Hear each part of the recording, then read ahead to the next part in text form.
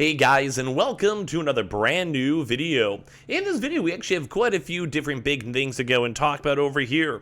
Phil Spencer now has officially gone on record today, which is, as you guys know, Xbox is like boss itself, like the big head honcho himself, and it's actually some pretty big news. Both good news for the Xbox Series X, S, and PC, bad news for other people such as the PlayStation 5, and also I'd say overall kind of good news for the general gaming community as a whole, myself included. I'm going to talk about that, and we do have some confirmations for things that we were assuming were probably going to happen, although they haven't gone on record and officially confirmed it as of yet. So this is all in regards to some big acquisitions, Xbox news, new games coming, big games for Game Pass, and at the end of the day, I kind of want to hear your thoughts down below. Is it good, bad, or ugly, or do you guys prefer this or not like this as we go throughout the video?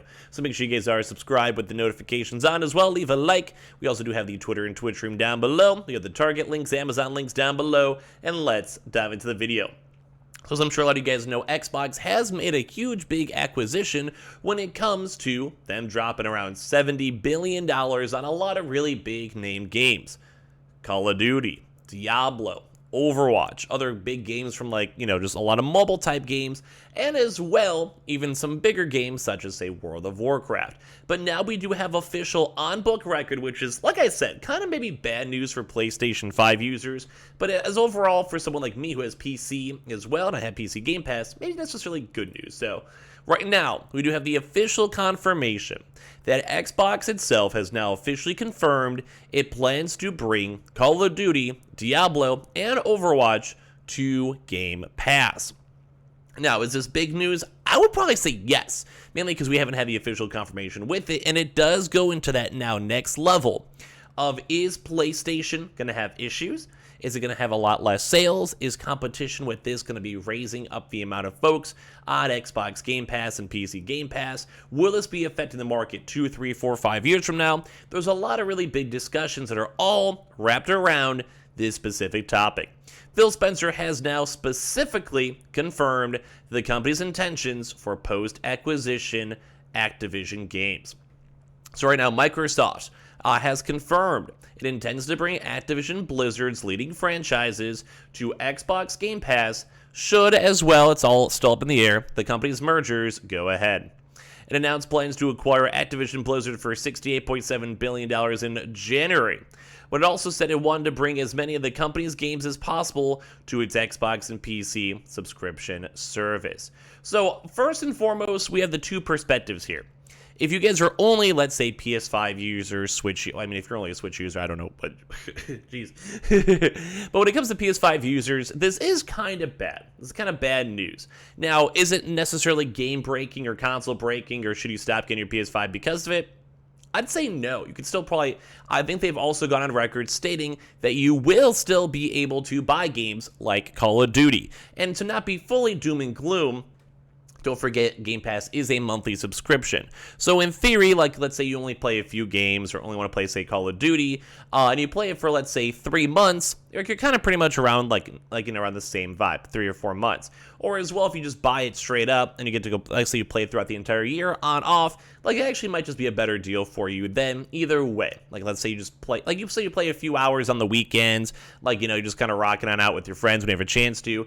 In theory, you could just go buy it one time lump payment and save money rather than paying $15 or $10 a month on Game Pass. It just kind of depends on how you play, what you do, how many other games you play, etc., etc. So first and foremost, it's not the end-all be-all for PlayStation 5, but this is also very good news for Xbox and PC users. So while I previously may have assumed, Xbox boss Phil Spencer has now specifically confirmed that the company intends to make Call of Duty, Diablo, and Overwatch franchises available on Game Pass. He states, "We are expanding choice in 2 ways. Through the creation of Game Pass, which gives players a subscription option, and by bringing more games to mobile platforms as well, including through our cloud game streaming technology," he said in a statement published on Thursday.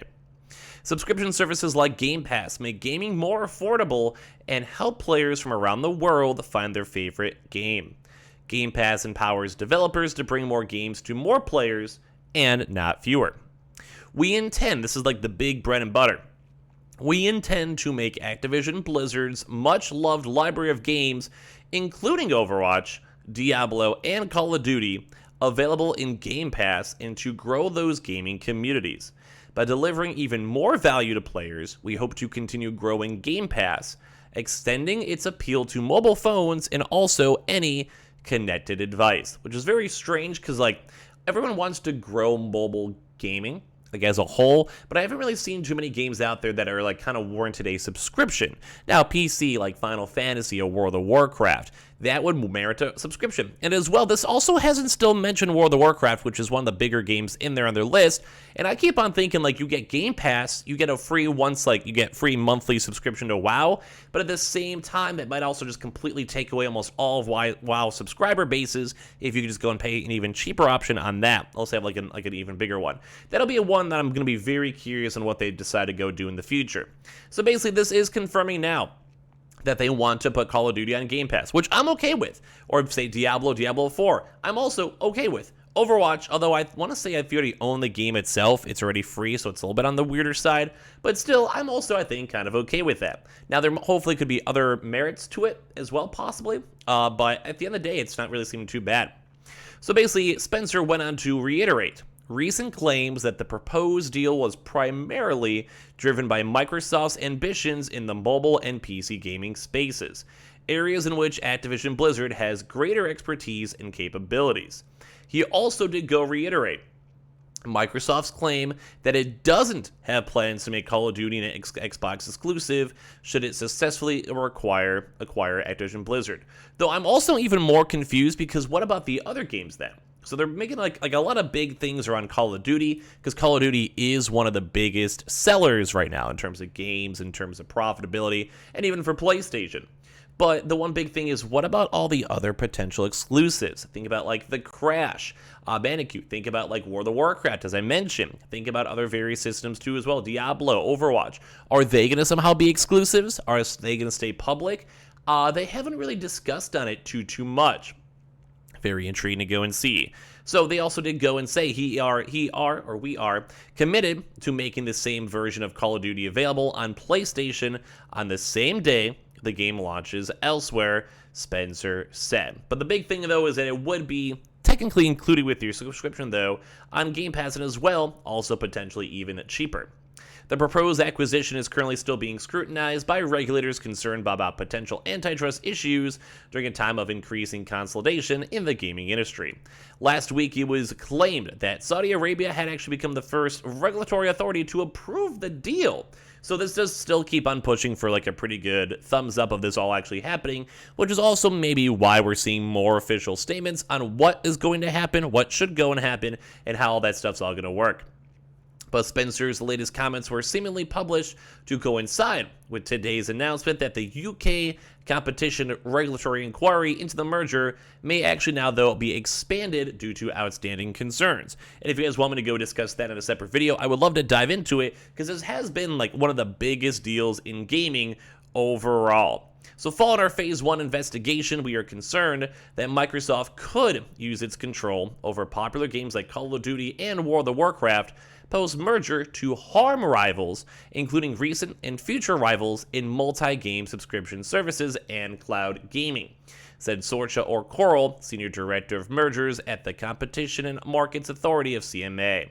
So that's kind of also a big thing too as well. And like I said, we may want to dedicate this to a separate video, but it is maybe a good point for developing markets where maybe PlayStation or maybe even Nintendo or even Steam, EA, Ubisoft, if they have multi-billions of dollars or a lot of their own established IP, so think like Assassin's Creed or other games like Dota, CSGO, etc., they at least have some sort of a market to make this stuff all together.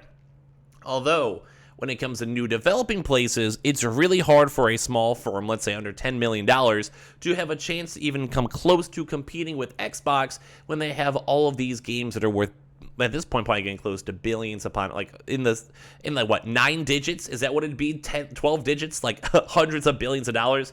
So it is also a big critique we want to maybe dive into in a separate video. But it does go on record stating that this is all coming to Xbox. Maybe bad news for PlayStation 5 users, but like I said, there's maybe a chance it's not that bad.